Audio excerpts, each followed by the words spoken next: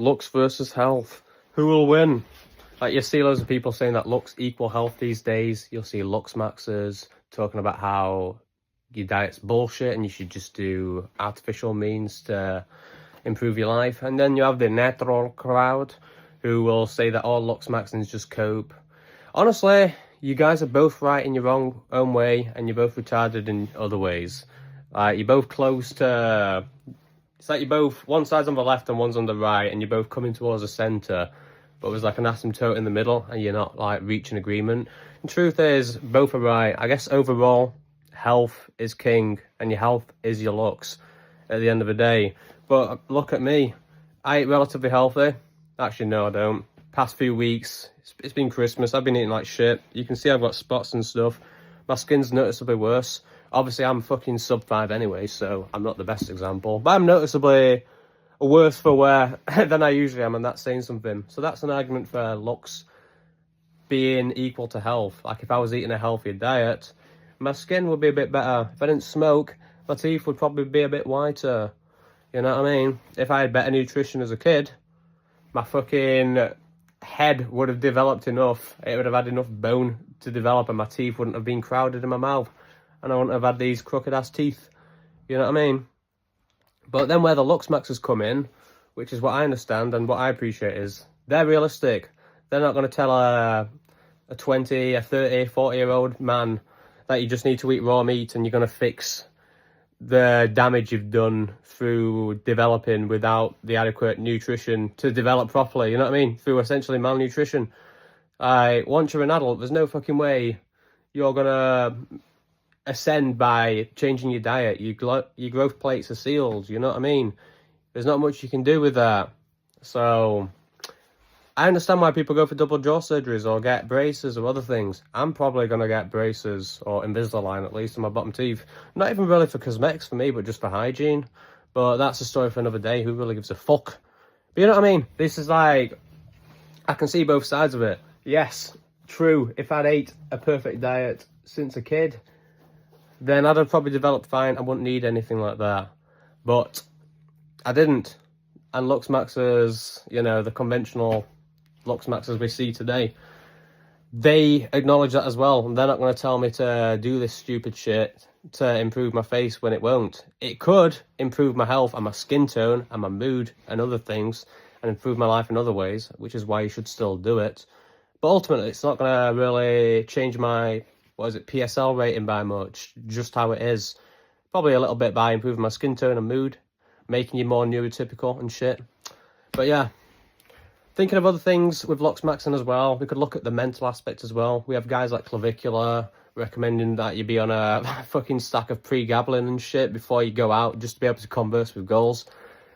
That's more of a Looksmaxxing side. The healthmaxxing side would argue, well, would you really need all these compounds to dull your brain on the anxiety you're feeling? Would you even feel this anxiety in your stomach if your gut wasn't disrupted from all the absolute shit you're eating, messing up your health markers and messing up your mood? A lot of your hormones come from your gut. If you've got an upset tummy, you've probably got an upset mind. So, you know, it's worth considering. However, once again, if someone as an adult was to eat a better diet and calm the gut and sort the mood, that could take weeks or months. Whereas if you pop a pregabalin, you are pretty loopy straight away. So, you know, I get it. It's like, fair play. They want the instant results, and they're short-sighted and blind in that they don't see the future and the potential consequences of their actions down the line. The effects of, for instance, taking steroids. You're going to enlarge your heart. You're going to look a lot older than you are. You're going to lose your hair, etc. And then with the healthmaxxers, they're short-sighted in the other way, where they can't understand where you are. Like, yeah, they are right overall, that if you do these certain things, you'll be looking a lot better, but after a certain point, it's too late to make these big changes. Doesn't mean it's all doom and gloom. You know, if you had kids and you fed them a better way, chances are they're going to develop pretty damn good, and they'll look a lot better than you. If you're, you know, extra short from malnourishment, your kids will probably be taller. If you've got crooked teeth, if your kids eat right, they're going to have better teeth health. But there's no fucking gene for crooked teeth. That's purely a result of malnourishment. It's just how it is. You could then argue that, well, how am I even going to have kids if I'm fucking chopped as fuck? Like, it's all good saying that my kids could look better, but how the fuck are you going to get laid if you just look like a fucking ogre or whatever? And that's where the modern Looksmaxxing things come in. You have to realise it's not going to fix your underlying problems. You may, not you, but one may have a fucking recessed jaw or maxilla based on their shitty diet basically as a kid. 90% of us do, so it's not like a judgmental thing. I do too.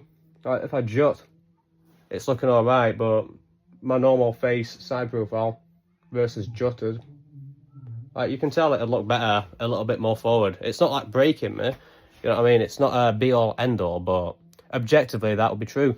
And it's not like it's just beauty is in the eye of the beholder or anything. This is like objective beauty, but it's just a marker of health.